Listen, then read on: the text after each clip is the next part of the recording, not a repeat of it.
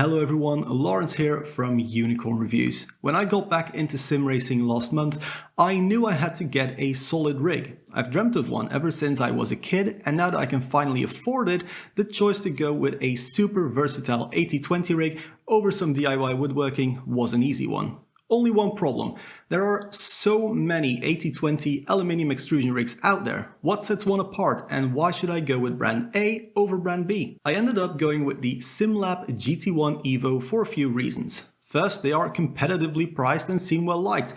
At the time of making this video, they just dropped their price to $399, making this an absolute bargain for what you get. Second, they offer a very wide range of upgrades and accessories, but most importantly to me, SimLab HQ is less than an hour's drive away, and I could go and check if my bum fits the seat that I wanted. What really helped convince me to go with SimLab was that the people there were super friendly and helpful. If the support phone number on the website couldn't answer my call, they actually called me back in less than an hour. Anyway, I bought the GT1 Evo and a Sparco Grid Q seat, but I haven't bought any add-ons yet, although those adjustable feet are definitely on my wish list. Assembly was really easy and well explained, although I had to put little washers on the bolts.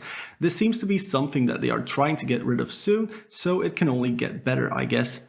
One way to improve the experience would be to bag and label the bolts per type, and also label exactly what bolt is in the bag. This way you know what length you are using rather than looking up a part number in the manual every time.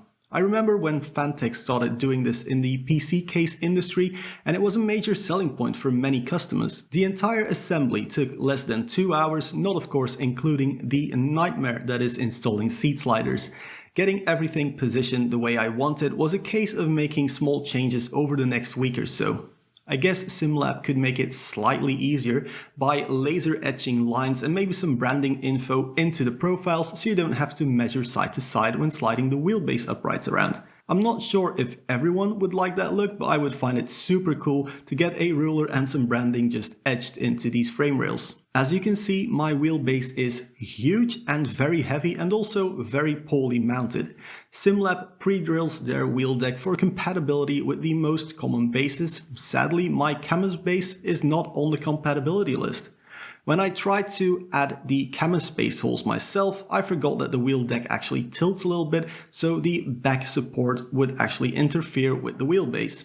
I'm sure there's an easy fix, but actually my setup is plenty stiff. I'm very pleasantly surprised with how rigid the wheel deck is, even with the worst possible way to mount such a heavy and powerful base. Again, I would really like some alignment guides to make sure that the wheel is centered in the rig. You see, to adjust the wheel angle, you need to loosen up the deck with the crossbar support. When you angle the deck, it actually slides the brackets in or outwards ever so slightly. The chances of both of these sides moving the exact amount are near zero. This mount does make the rig super stiff, so I understand why they did it, but it's not ideal if you're making frequent changes to the angle of your wheelbase. Adjustability is the key selling point with these extrusion rigs, and the GT1 Evo really delivers here. Just like with the pedal plate. This pedal plate is incredibly stiff and heavy. It also has lots of holes and slots to mount to, and it does all of that without creating any flex at all. Distance, height and angle are all adjustable. The pedal deck is also the only place where you'll find some SimLab branding if you don't use the stickers that are included in the box, of course. The full pedal and wheelbase compatibility list is on the SimLab website, but drilling a few holes yourself isn't the end of the world either. SimLab offers a few different monitor mounts, but sadly I cannot buy the VESA adapter for my display anymore, so I just cut a piece of wood to size and use that instead. This is the real beauty of 80/20 rigs. All brands' accessories are intercompatible, so I could get a Track Racer keyboard tray and mount it to my SimLab rig using some profile I bought from GT Omega. Or you can make your own bits from random profiles or wood or whatever.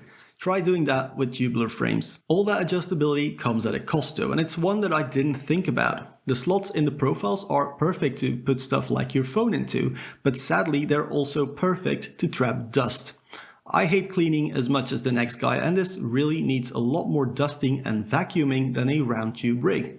Having it all black doesn't help much either. Luckily, slot covers do exist, but they're not included with the standard kit. Of course, you'll spend more time driving in the GT1 Evo than, well, cleaning it. So let's talk about the driving experience. My pedal set is pretty low end and I'm not pushing massive force through them, but here's me pushing as hard as I can.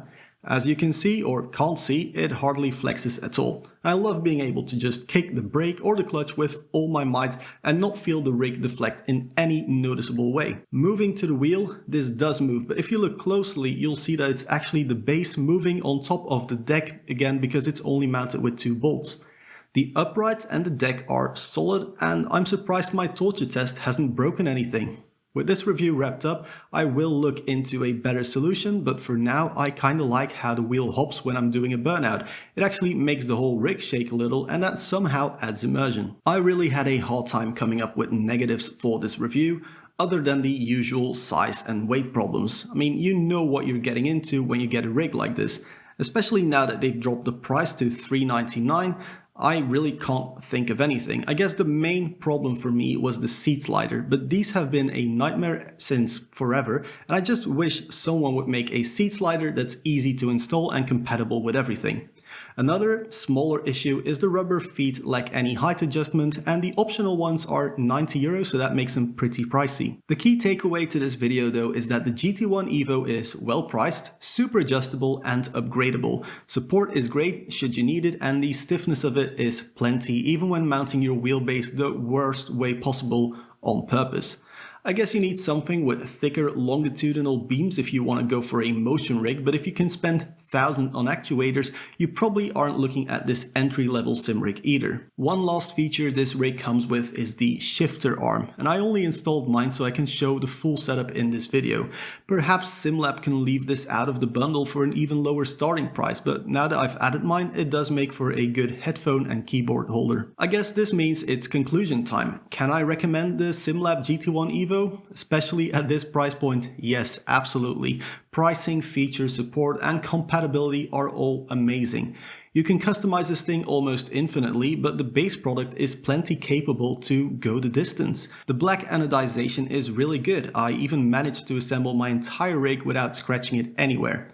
Yes, there is room for improvement, but that's mainly labeling stuff like the bags and the bolts more clearly, but this is a really solid product. Kind of makes me doubt why the higher end stuff even exists. Anyway, I hope you learned something from this review. If you have or if you have any questions, leave a comment, leave a like and please subscribe to the channel if you want to see more sim racing content from me. For now, thank you so much for watching. I'll see you all in the next one. Cheers!